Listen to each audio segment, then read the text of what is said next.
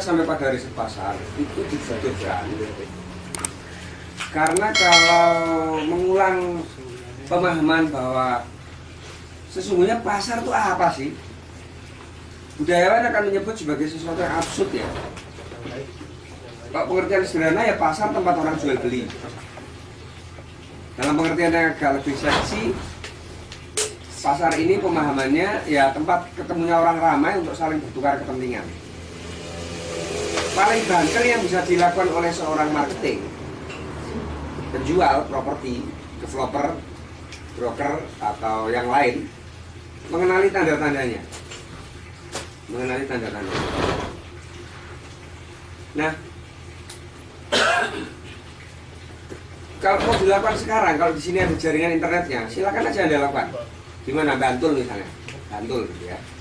Ketik saja. Menurut pemahamanmu, kira-kira kalau orang nyari rumah di Bantul itu menggunakan kata apa? Rumah dijual Bantul, rumah murah Bantul, rumah minimalis Bantul, properti dijual cepat, properti butuh uang Bantul dan seterusnya. Anda riset itu semuanya di online pakai situs-situs riset yang ada. Alexa boleh, Uber Suggest boleh, yang lain-lain boleh, Start Counter juga boleh. Gak usah tak ajari teknisnya lah, belajar sendiri, gampang banget kalau itu. Start Counter untuk buka klik-klik, kamu daftar pakai emailmu, terus kemudian riset keyword di situ ada. Saja segampangnya nggak gulungan malah. Anda akan ketemu potret. Tapi apakah ini pasar atau tidak? Ini baru kira-kira bayangannya, siluetnya pasar itu kira-kira baru ini. Jadi perilaku placement medianya. Perilaku placement medianya. Gak usah mau potret, nanti tak kasih. Baiknya aja. Kayak kita ini kembali pada zaman batu aja. Katanya ini paradigm. Nah, Saya muncul kan dipancing itu tadi. sekaligus autokritik. Perempuan saja bisa 571 listing. Dimensinya tergantung ketika Anda berdiri sebagai subjek apa berdirimu itu.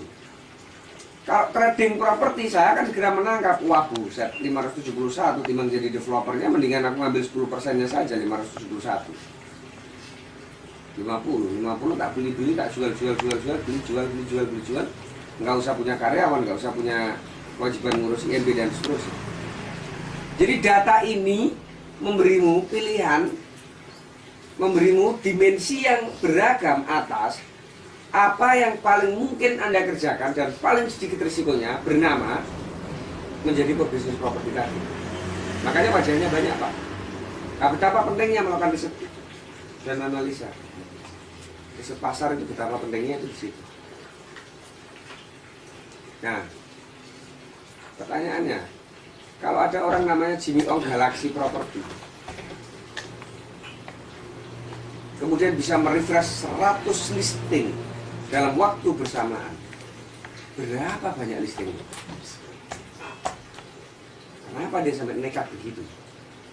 Artinya ada penuh berjubel transaksi properti di wilayah ini, sehingga orang sampai melakukan, wajarnya dalam satu situs seperti rumahdijual.com itu hanya boleh 10 listing di refresh.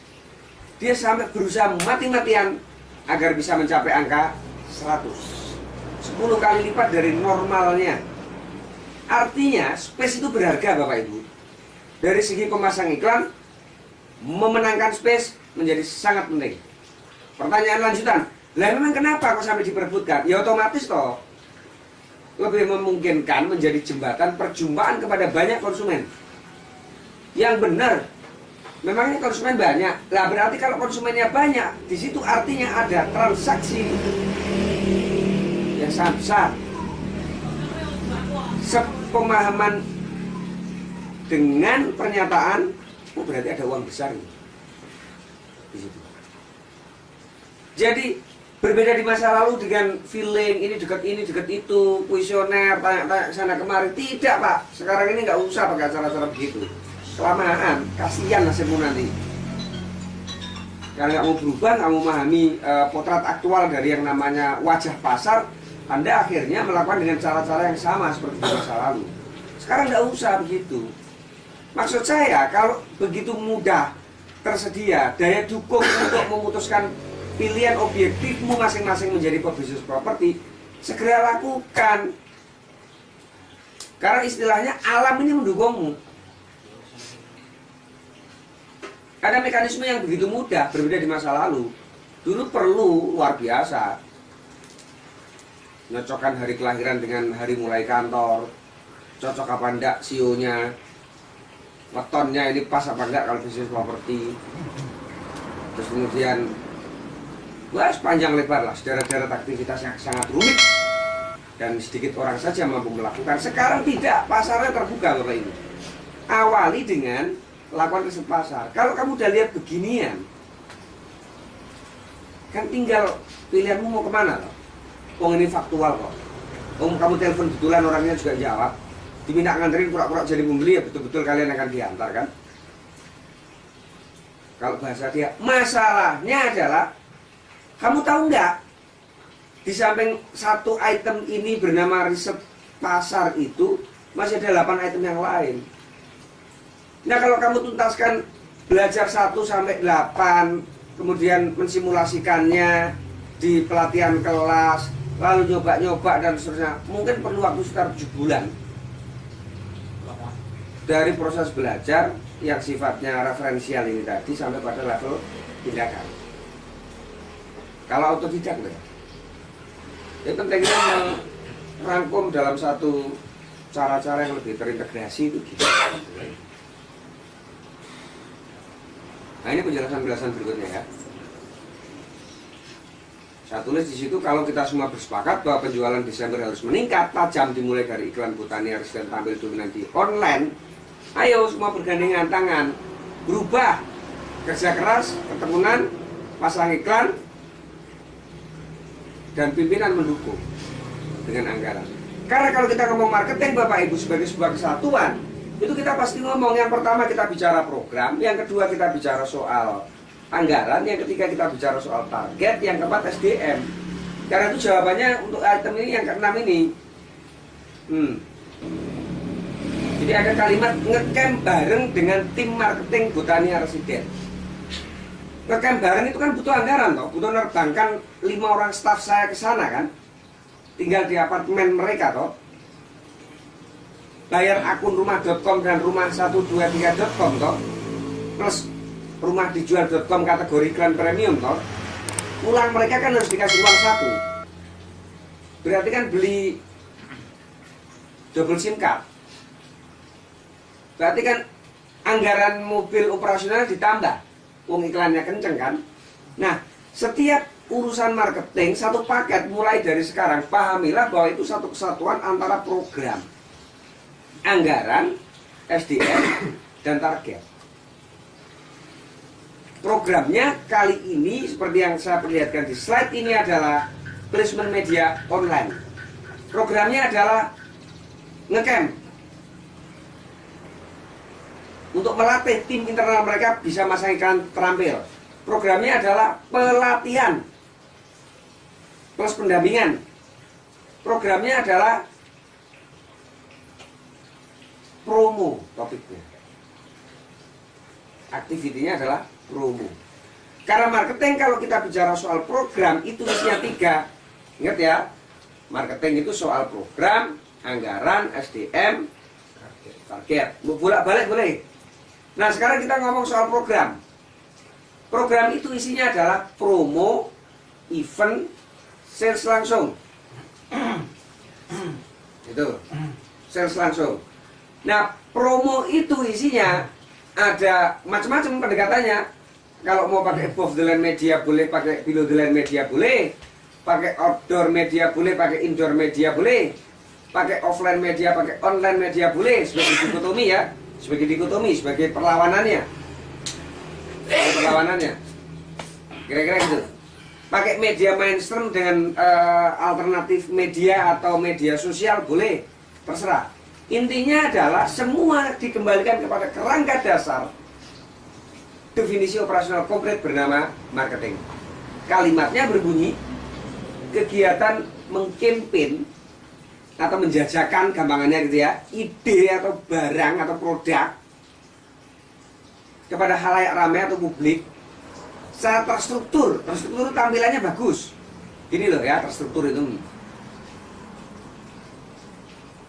berulang, berkali-kali, dan masif. Serupa pelanggaran di MK itu loh, pilkada, kan struktur berulang dan melibatkan negara kan syaratnya bisa dibatalkan itu. Terstruktur, berulang, dan masif. Tujuannya adalah agar orang tertarik atau interest atau attention, terserah lah ya, tertarik, terpikat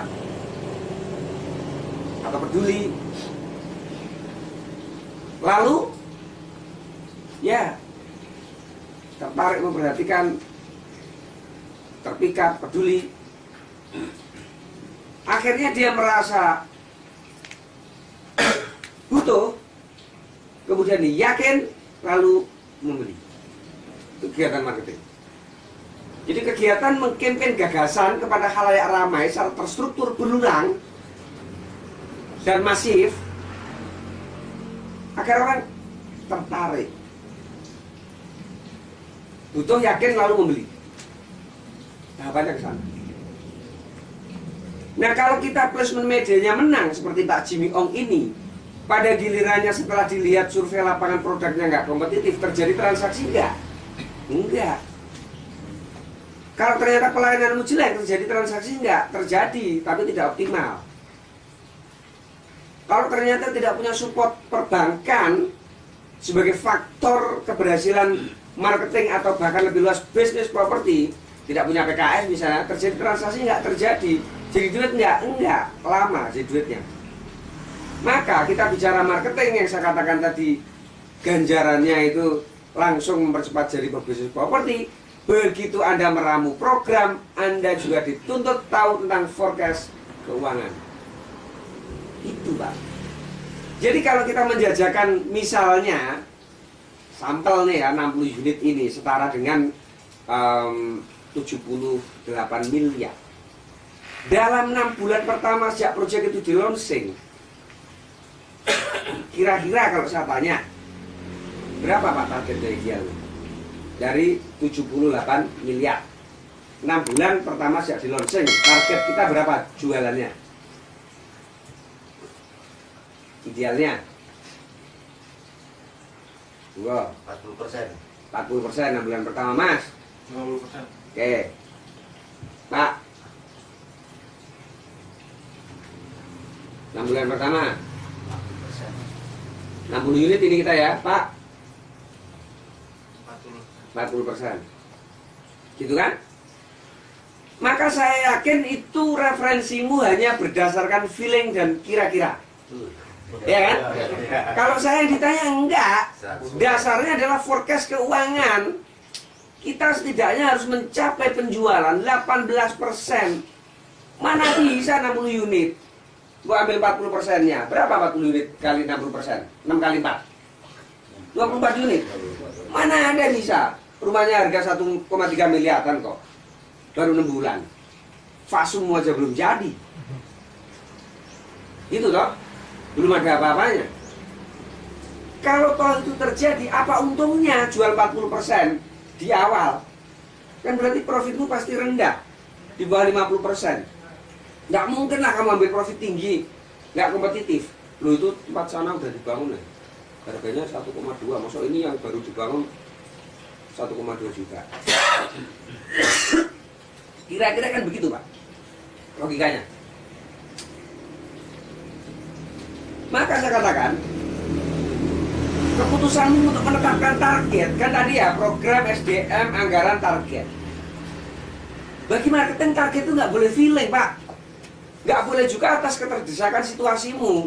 Karena saya butuh 5 miliar ya Mas Akil ya, saya kepengen dong jualannya 5 miliar. Ya kalau pasar mau, kalau enggak. Maka ketika saya katakan 18% atau 22% dalam waktu 6 bulan itu, lebih karena kalau katakanlah omsetnya 70 miliar, itu saja lah ya. Tak bulatkan 20% aja, berarti berapa?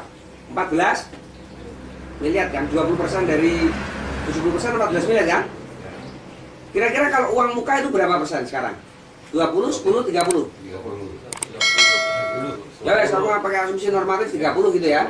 Sekaligus dibayar sekali apa bisa 3 kali apa 6 kali? Normalnya 3 kali kan? Berarti kalau jualanmu itu adalah 14 miliar Pak, pertanyaannya 14 miliar itu 30%-nya berapa? 14 miliar 30%-nya berapa? 4,2 miliar. 4,2 miliar karena dibayar 3 kali DP pertama, kedua, ketiga. Bagi 3 4,2 miliar berapa?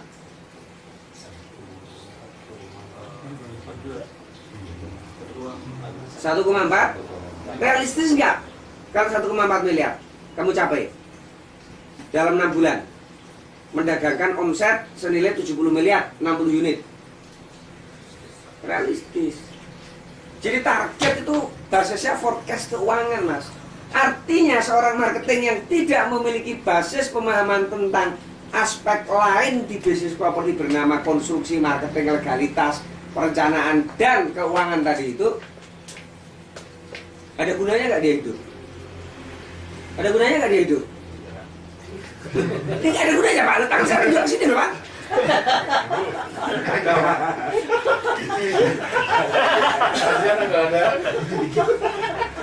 Sekali lagi ada gunanya nggak dia hidup? Ada lah. Guna dong Pak. Ya kan nggak bilang, ya alhamdulillah memang ada gunanya. Gitu loh Mas. Dia kan berguna dibully dulu terus sementara. Jadi marketing itu kira-kira begitu Pak. Paham logikanya, nangkep ya? Sudah bisa ketangkep logikanya. Ayo kita pelan-pelan, Ini ngajarinya dari dasar ini. Jadi kalau kita ngomong soal target, anggaran, program, sama SDM, ketika kita ngomong target, itu nggak bisa pakai feeling. Yang benar ya itu Pak rumusnya. Wah itu kan bisa-bisanya Pak Akil, matamu bisa-bisanya. Kita ngelola proyek udah ratusan kali, ngerti? Kenapa? Karena 1,4 miliar itu Pak, kalau proyekmu baru, berarti kalau 60 unit, itu kan setara kurang lebih sama Cibutur 2 hektar toh. Kamu kan bikin pagar kelilingnya itu kan, yang penting toh. Kamu kan bikin tanah urupnya toh, pemadatan, pembentukan badan jalan, pondasi kafling, pagar keliling. Itu kalau mau hitung, nanti kira-kira menghabiskan uang sekitar 1,9 sampai 2,1 miliar. Berarti dari kebutuhan itu 70%-nya bisa kamu sumbang dari penjualan. Nah, itu memotivasi. Targetnya 40% nggak memotivasi, karena nggak mungkin bisa dicapai. Gitu. Apalagi sampai 50%. Kalau toh tercapai, itu pasti hargamu murah, kamu tidak dapat untung di akhir masa proyek. Malahnya dapatnya piala yang fotokopian RGB banyak itu, dapat penghargaan dari notaris sebagai developer yang rajin membayar pajak, tapi ditanya duitnya enggak punya, mobilnya masih ya kira-kira ya Livina gitu aja lah kira-kira. Udah 60 proyek 60 miliar masih Livina, masih R3 itu kalau kantor itu. Itu pun angsurannya masih kurang 6 bulan lagi. Kan bisa saya Plus 6 bulan. angguran. Oke, ada pertanyaan Pak? Sama loh kalimatku, kalau nggak ada pertanyaan tak tutup langsung. Iya, nanya aja. Ada pertanyaan tak cukupkan, berarti sudah paham toh? Dalam ini. Yang lain, jangan dirimu yang tanya. Kamu setidaknya. Yang lain. Gampang Pak. Tolong diulang rumus target. Ya. Rumus target? Iya. Serius? Nah ini kalau mau rumus target. Nah ini Pak ya. Jadi model analisa kelayakan itu harus terus diperbarui Pak. Bisa kita. Sampai berapa sih kemarin teman-teman belajar? Sampai selengkap ini nggak? Enggak. Berapa seat? 6 ya. Ini hitung ya. 1. Pasti ini toh ada toh? Ada dong, analisa kafling dong, pasti dong. Ya. Analisa kelaikan jual. Analisa keuangannya. Ada detail, sedetail ini. Ada scoring akhirnya nggak? Itu gasmu Pak. Versinya sih banyak gitu loh. Ada versi Pak Akil, ada versi Pak Tommy, ada Pak Soeharto, ada Pak macam-macam. Ya kan? Ini kuncinya Pak. Ini dibangun dari konvensi dan ketelatenan Pak. Kan bisa diukur. Makanya kenapa saya lebih galak dari pengajar-pengajar yang lain. Karena saya sebelum mengajar belajarnya serius Pak, supaya mempermudahmu. Ada yang bisa ngitung biaya listriknya habis berapa, biaya teleponnya berapa, refill aquanya gulanya habis berapa? Gundul saya kalau ada yang bisa. Iya, main-main Pak. Nah ini ada untukmu semua. Karena itu saya bilang 1 bulan 2 bulan itu berhasil. Gitu. Kalau kita, iya Pak. Loh, kalau analisa kelaikan kamu dari 10 tahun sampai sekarang nggak kamu berubah-ubah, ciloko kamu. Ciloko. Gitu loh. Dan itu ada hitungan sampai akhir proyek ya Pak. Ini baru analisa keuangan. Oke Mas Akil. Terus nek sudah diketahui porsinya berapa persen mau ngapain coba? Ya nggak tahu saya mau ngapain kan gitu. Ada duitnya, mana duitnya? Kalau ditanya itu sama orang keuangan. Karena kuncinya kan di sini Pak. Ini loh Pak kuncinya Pak. Persentase ini loh. Ini loh. 100% nilai omsetmu itu berapa? 11 miliar. Oke. Beban gajinya berapa? Beban gajimu 4% ya percuma. Berarti apa? Nilai proyek dengan rasio stafnya nggak berimbang, kebanyakan staf. Overhead kantornya sampai 1%. Ya untungmu bablas. Biaya manajemennya, biaya marketingnya memang terjual Pak 4 bulan. Tapi biaya marketingmu 12%. Untuk apa? Gitu kan? Nangkep maksudnya Pak ya? Ini loh Pak, kunci-kuncinya ini. Ini ukurannya orang matang. Ya, koefisiennya. Jadi luar kepala saya, makanya keras kalau ngomong. Kalau orang nggak ngerti saya, mesti kesannya sombong betul Pak. Gitu. Pasti. Nah tapi ngadepi orang-orang seperti kalian itu kalau nggak kenceng gimana? Uang nggak ada, belajar nggak mau, tekun nggak mau, senengannya sahdu, ya kan? Beradu ayat mati, gitu loh. Ini dihitung Pak, sehingga profitmu berapa? Karena duitmu itu kan dihitung bulan Mas. Ini oke, baru satu contoh ya, oke. Nah, apakah ini itemnya itu bisa diuji?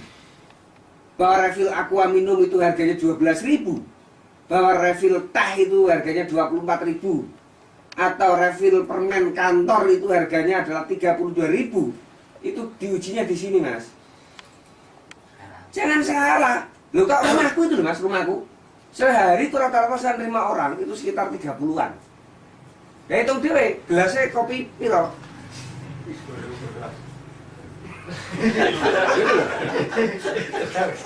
Itu dewe itu. Kalau kamu nggak masukkan, loh pakai kok itu kan kok Yahudi, matamu Yahudi. Ini hanya untuk hitung base-nya Slek. 30 gelas itu pasti. Kapal api. Lah kalau setahun? Padahal 16 tahun sudah begitu itu. Tapi kalau tidak keluar 30 gelas aku sedih. Waduh, aku rezeki kita angel ya bulan ini. Karena tidak ada nilai silaturahimnya Bos. Tidak ada kalimat value krim dari fahunya, nggak kena itu loh. Tidak memuliakan tamumu lah. Kamu nggak muliakan tamu gimana aku minta dimuliakan malaikat? Kan bener aja orang pendosa banyak. Banyak tingkah begini ya. Yang ada kesini Pak.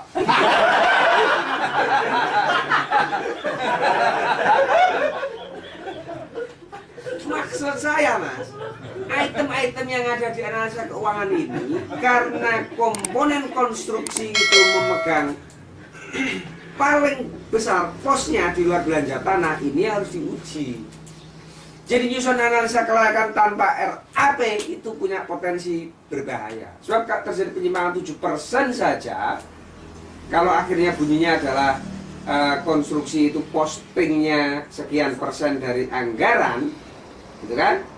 Mana konstruksi? 50%, hampir 50%. Ya? 50%. Kalau 50% dari 11 miliar setara dengan 5,5 miliar kali 7%-nya saja apa tidak dapat livinanya di rumah samu? Setuju? 70 kali 5 sama dengan 350 juta. Padahal penyimpangan 7% itu tidak kerosok. Oke, nah 7% terlalu gede. 3% aja terjadi penyimpangan. Gara-gara kamu salah hitung RAP-nya ini, RAP-mu kegedean 5% aja, maka uangmu 300 juta 15.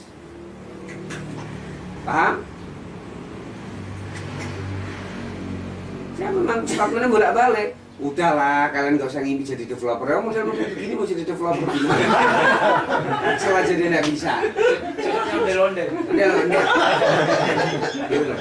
Tapi kalau sudah tak kasih tahu begitu tetap ngel mau jadi developer, ya udah ayo. Tak ajari sekalian. Tapi yang disiplin. Kalau nggak ada checklist marketingnya nggak kamu penuhi, tak pecat. Langsung DO. Langsung itu, benar-benar itu. Benar. Karena kalau bosen kan pilihannya juga. Kalau nggak ada kedisiplinan, kamu yang bosen aku mau pecat. Ini pecat berat sebenarnya. Jangan cari dia ini. Mau pecat dulu. Mau pecat dulunya ini. Atau gurunya dipecat kan itu. Nah, bahasanya kalau kamu bosen karena kita kumpul, kamu minggat mas. Tapi kalau aku yang bosen pasti tak pecat. Nah jangan sampai saya pecat mau pecat karena itu checklist item-itemnya dibuat disiplin. Gitu. Karena barangnya ini. Betapa penting nyusun analisa kelayakan itu, komponen analisa keuangannya, koefisiennya bisa dikunci. Kamu kunci benar kalau RAP-nya karena komponen tanah kan sudah pasti nih. Kamu beli harganya 1 juta kan tidak naik-naik lagi. Kan komponen konstruksi yang harus kamu kontrol karena 50%. Nah, memangnya mau ngapain Pak Akil? Maka udah bener. Nah, ya nggak tahu juga ngapain. Lah kapan Pak Akil mau bayar? Ah, mau tiar ini. Kan gitu. Marketingnya Pak Akil. Nah, marketingnya karena dia melihat angka akhirnya, masa langsung gede banget. Konsumsi 50% 5,5 miliar gitu. Apa tuh dia nggak mungkin gitu lagi. Ini karena analisa keuangan dunia. Masuk ke pertanyaan tadi jawabannya. Ya. Ini kita bicara. Pada saya apa pandangannya ya ini. Karena kalau 60 miliar proyekmu paling ya sekitar 2,1 dalam 6 bulan pertama pengeluaran untuk fasum di luar belanja tanah gitu. Kalau ada belanja tanahnya malah tetap lagi. Targetnya harus lebih besar lagi. Itu maksud saya. Mesti kalian nggak nyangka Pak Akil misalnya yang marketing yang kakek ngomong yang marketing matamu aku ngitung keuangan ya lebih Cina mas. Rumangsamu penak kok ayo penak. Gitu loh mas. Hitir saya kalau ngurusi keuangan. Belum tentu orang keuangannya bisa sulap-sulip. Ya ini rencana keuangan bulanan. Sehingga dari sini target marketingmu buat tetapkan. Jadi artinya dirijen marketing itu nggak ada kaitannya dengan orang pintar ngomong, pakaiannya perlen, itu sales mobil mas. Barang yang diperdagangkan udah pasti harganya, caranya pun udah pasti. Gak bisa tuh kamu nego-nego. Pak saya beli tanpa velg deh, tanpa roda deh, kasih potongan 5%, nggak ada itu mobil itu. Ini handmade product. Nah lalu ada muncul rencana cash in-nya. Kamu bikin detail nggak ada muncul rencana cash in-nya, nggak ada gunanya. Nggak terkendali. Kamu cuma punya 2 kalimat, alhamdulillah sama masya Allah, plus yang ketiga sabar. Iya no, nggak ngerti kok kebutuhannya berapa kok. Kalau sudah begitu diuji cash in tadi karena kaitannya dengan 50% plottingnya ke konstruksi, maka ya ini tadi dibandingkan case-nya dengan konstruksinya paralel enggak? Seimbang. Itu mas, orang keuangan pasti tahu logika ini. Kalau di sini ada orang keuangan, kita bisa berdiskusi. Tapi kalau logika dasar saya kira cukup lah. Karena ada proyeknya nanti tak hitungan yang detail ya. Rencana cash in. Nah ini rencana cash in pembanding. Ini loh Pak, yang tadi saya katakan. Langsung menjawab pada pertanyaanmu. Ini Oktober, November, Desember, Januari, Februari, Maret. 6 bulannya kan di sini kan? Betul.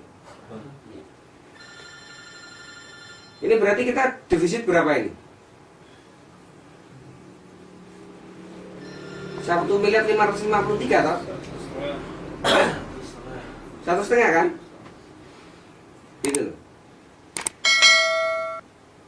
Kita perlu segini. Padahal tren penjualanmu adalah ini. Bulan pertama yang belum ada jualan. Bulan kedua ya jualan normal gini lah. Nih, sampai pada satu titik yang biru ini penjualan, beng, tinggi. Di bulan terakhir. Ini. Jadi asal bisa melihat garis-garis ini dengan pemahaman logika yang benar, maka sebagai pimpinan proyek atau set manager atau ownernya sekaligus atau pasukan ondel-ondel yang mengelola proyek, aman lah.